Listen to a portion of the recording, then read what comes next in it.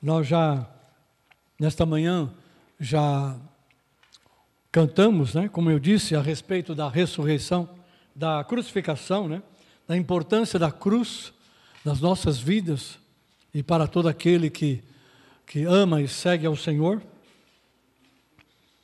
Mas eu quero lembrar você que, assim como Jesus foi crucificado para permitir que a humanidade, que cresce no Evangelho, cresce na sua obra, pudesse ser alcançada pelo Senhor, né?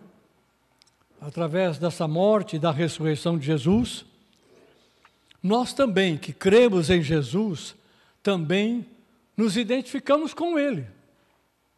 Nos identificamos com Ele na sua morte e na sua ressurreição. E é o que ocorre, isso ocorre no batismo das águas.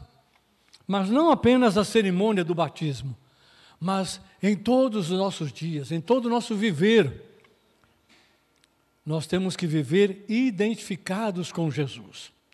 E viver identificado com Jesus significa participar da sua morte e da sua ressurreição.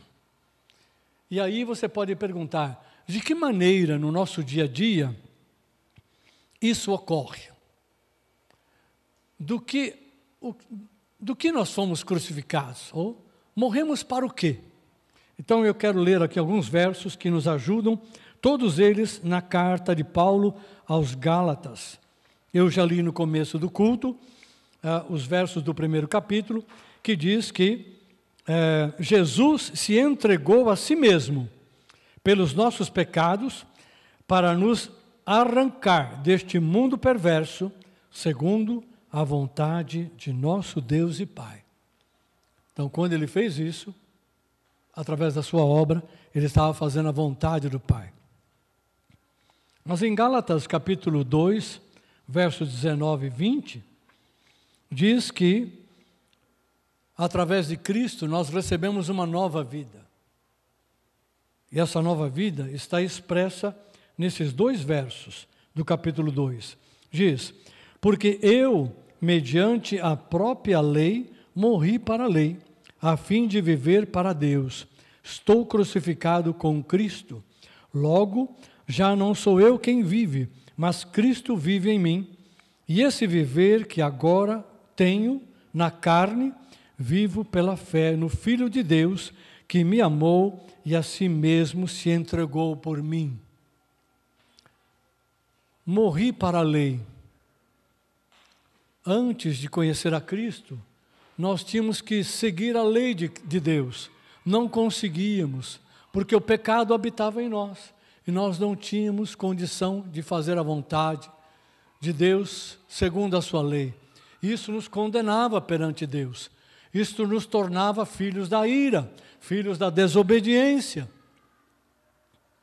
Mas quando Cristo morreu e nós passamos a acreditar nele, nós morremos para a lei como ele também morreu para a lei, como um pecador, porque a lei exige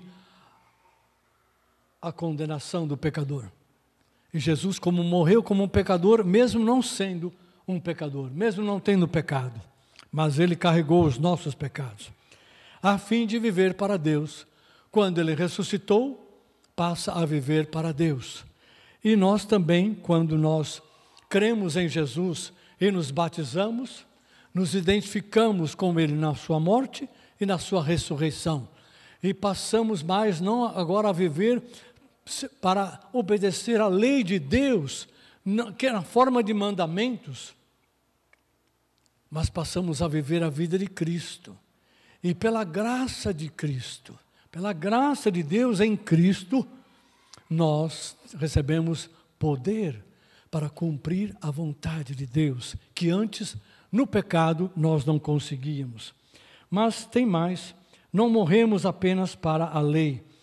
Em Gálatas capítulo 5, versículo 14 e 15, está escrito,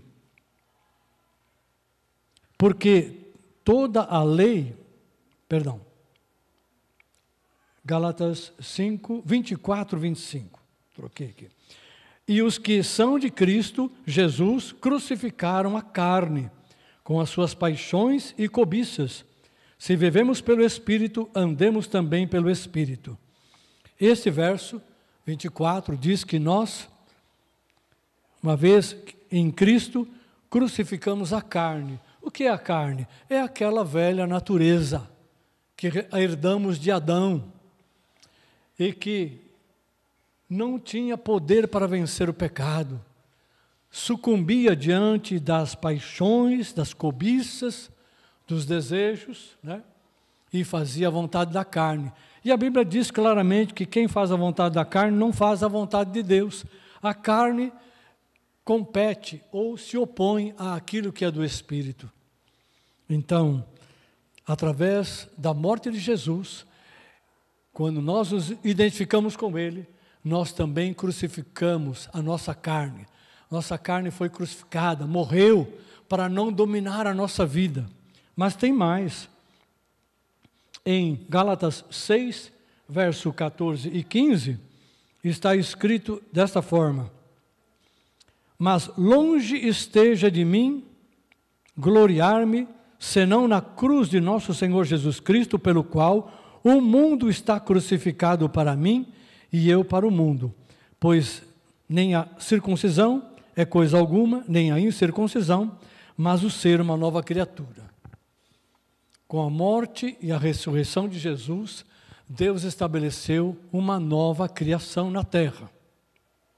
E todo aquele que ouve a palavra do Senhor, o evangelho da nossa salvação, se arrepende e crê no Senhor Jesus, passa a receber essa nova vida de Jesus e se torna uma nova criatura. Passa agora a fazer parte dessa nova criação, né? Venceu, foi crucificado, foi morto para a lei, foi morto, crucificado para a carne e agora também é morto ou crucificado para o mundo. Não mais pertence ao mundo, pertence ao reino de Deus. Então está morto para a lei, para a carne, para o mundo e está morto para o diabo. Está morto para os espíritos malignos que antes influenciavam as nossas vidas, usando a nossa própria carne, a nossa própria natureza que estava enferma, e usando as coisas deste mundo para nos conduzir cada vez mais longe de Deus, para que nós não fizéssemos de modo algum a vontade do Senhor. E por isso, Paulo continua aqui em Gálatas, ele diz que aqueles que foram alcançados pela morte e ressurreição de Jesus se tornaram filhos e filhas de Deus. E a liberdade é para os filhos. A justiça de Deus veio sobre nós. E com a justiça, a liberdade de toda a escravidão que o pecado, o mundo, o diabo exercia sobre nós. E em Gálatas capítulo 5, verso 1 e 2, Paulo diz que para a liberdade foi que Cristo nos libertou. Como é que Cristo nos libertou para essa liberdade? Indo para a cruz e passando pela morte, chegando à ressurreição. Para a liberdade foi que Cristo nos libertou, permanecei, pois, firmes. Não vos submetais de novo a um jugo de escravidão. Jesus ensinando os judeus disse, todo aquele que comete pecado é escravo do pecado. Mas aquele que está em Cristo não comete pecado.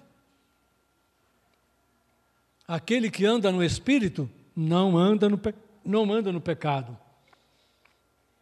E Paulo vai ainda mais além, quando ele diz que essa vida que nós vivemos, nesta carne, nós vivemos pela fé no Filho de Deus. E em capítulo 5, versículo 13, ele diz, porque nós, irmãos, fomos chamados à liberdade, porém não useis da liberdade para dar ocasião ou motivo à carne, sede antes servos uns dos outros. O ponto central da nossa fé é estarmos unidos com Cristo para viver esta nova criação, esta nova vida no reino de Deus. E esta vida se expressa através do Espírito Santo. E a vivência que temos através do Espírito Santo não é uma vivência voltada para nós mesmos. Não é uma vivência voltada para os nossos desejos, para a nossa ganância, nossa vaidade, nosso egoísmo. Como o Geel falou há pouco, não é uma vida voltada para a acumulação de riquezas. Pelo contrário, é uma vida voltada para dar, para ser generoso, para contribuir. Por isso ele diz que quando você vive no Espírito e não dá ocasião à carne, você vive a vida de ser servo uns dos outros pelo amor. E a nossa fé se expressa pelo amor que Cristo derramou nos nossos corações. Então, a vida nova que Jesus trouxe para nós e que nós vivemos pela fé nele, tem como objetivo servir uns aos outros.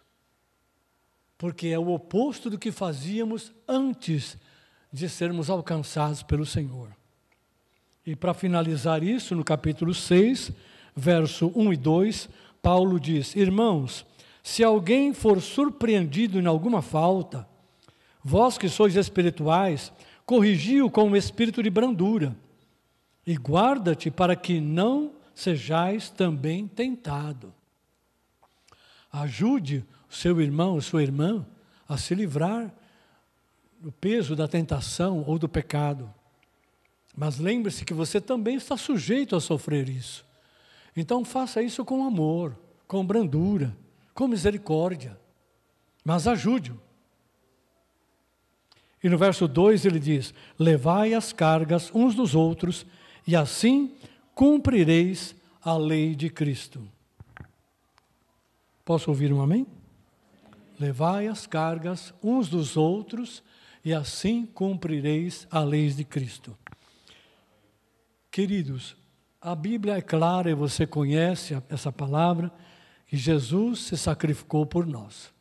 Mas também é claro para nós que nós também fomos crucificados com Cristo e agora vivemos a fé que Ele nos deu, vivemos a vida que Ele nos deu por meio da fé. Então nós também passamos pela crucificação e pela ressurreição. E a vida nova que temos, vivemos para Deus. Se vivemos para Deus, vivemos para servir ao Senhor Jesus. Porque a palavra diz em mais de um lugar que uma vez que Cristo ressuscitou e venceu a morte, Ele vive exclusivamente para Deus.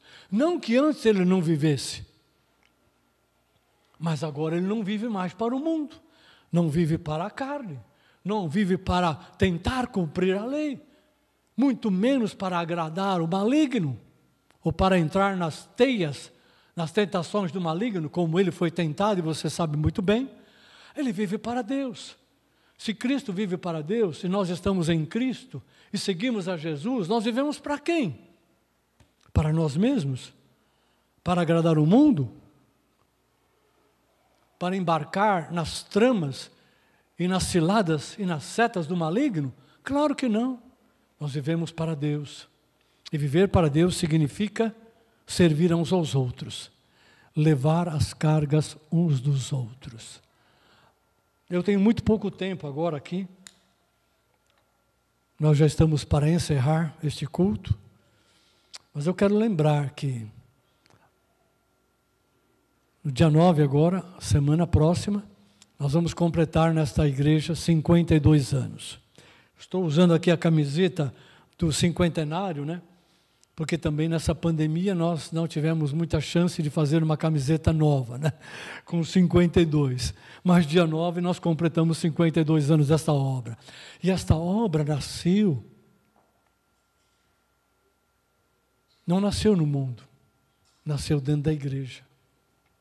E nasceu com o chamado de Deus para que aqueles que já eram deles pudessem subir um degrau, avançar um pouco mais da sua fé experimentar uma adoração em espírito e em verdade, serem cheios do Espírito Santo, manifestarem os dons do Espírito, abraçar de corpo e alma a missão de Cristo, levar o Evangelho a toda criatura, fazer discípulos entre as nações, estruturar a igreja, treinar os discípulos para que recebam seus ministérios e seus dons, multiplicar obreiros, ser um celeiro de obreiros, se tornar uma casa de oração para todos os povos.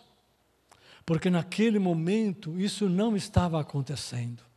E Deus abriu um espaço, abriu os céus e um espaço aqui na terra para que um processo novo se iniciasse, aonde os iniciadores desta obra, né, aqueles que formaram esta obra, pudessem avançar na sua fé e entender que Deus tinha muito mais do que eles estavam vivendo. Tinham mais para crer do que eles criam. E assim Deus os chamou para um degrau a mais, para avançar. E ao longo desses anos, esta igreja, esta comunidade, experimentou isso, né? Enfrentou seus altos e baixos, suas lutas, mas foi conduzida pelo Senhor para fazer a vontade dEle. E tudo isso tem sido para a glória de Cristo, para a glória do Senhor. E a obra de Deus não se faz pela força humana, nem pela vontade da carne, mas única e exclusivamente pela vontade do Espírito. Eu aprendi isso muito cedo. Um dos versos que a gente falava e mantinha na nossa mente no dia a dia aqui, na época em que eu me converti e depois, né? Era aquele verso que está em Ezequiel, que diz assim: não por força nem por violência, mas pelo meu Espírito, diz o Senhor. O povo foi chamado a viver pelo Espírito. Como Paulo diz aqui em Gálatas, no capítulo 5. Se vivemos pelo Espírito, andemos pelo Espírito. E quando se anda pelo Espírito, anda-se debaixo da graça, anda-se debaixo do amor de Deus. E aí fica mais fácil para servir uns aos outros, para ajudar uns aos outros a levar a sua carga. E quando fazemos isso, nós estamos cumprindo a lei de Cristo. Aquela lei, a lei de Deus, que está nas Escrituras e que nós não conseguíamos cumprir, agora, debaixo da graça e cheios do Espírito, cheios do amor de Deus, nós conseguimos cumprir. Mas não é para nós, é para o próximo. Deus nos enche dele mesmo, para que a vida de Deus em nós, ou a vida de Cristo em nós, seja compartilhada, seja repartida, porque é isso que Cristo fez. Ele dividiu a sua vida, ele compartilhou inteiramente, até o ponto de morrer na cruz, pelos seus amigos e por aqueles que não criam nele. Então, hoje, queridos, ao completar 52 anos nesta obra, nós estamos novamente como que sendo chamados para andar no Espírito, para transbordar do Espírito, para viver a graça e a glória dessa nova vida. O reino de Deus não é comida nem bebida, mas é justiça, alegria, e põe alegria nisso. Justiça, alegria e paz. Ou justiça, paz e alegria no Espírito Santo. Aleluia! Estamos sendo chamados a isso, a restaurar aquilo que porventura tenhamos perdido, a renovar o nosso coração e a nossa mente, iluminada cada vez mais pela palavra de Deus. Se perdemos o encanto e a paixão pela palavra, hoje é o tempo de reencontrar este encanto, reencontrar essa paixão. E a melhor maneira é de andar unidos com o Senhor Jesus. E em unidade com o corpo de Cristo, servindo este corpo e andando na vontade revelada de Deus. Há um mundo cada vez mais incrédulo, cada vez mais perverso, cada vez mais iníquo, cada vez mais perdido, né? a nossa geração. E Deus quer usar a sua igreja na face da terra e quer nos usar dentro desse desígnio, dentro desse propósito, de uma maneira muito especial, muito particular. E nós temos que entender qual é essa vontade especial e particular de Deus que nos cabe como comunidade, como congregação do Senhor. E cumprir a vontade dEle para alcançar esta geração de adultos, mas especialmente de jovens, adolescentes e crianças. Você sabe que esta geração nova já está sendo engolida muito cedo pelas coisas que rolam neste mundo. E a Bíblia diz que o mundo jaz no maligno. Então, o mundo não é uma coisa impessoal. Tem uma pessoa. Tem uma mente por trás desse mundo, que é o maligno, todos os seus demônios, não é?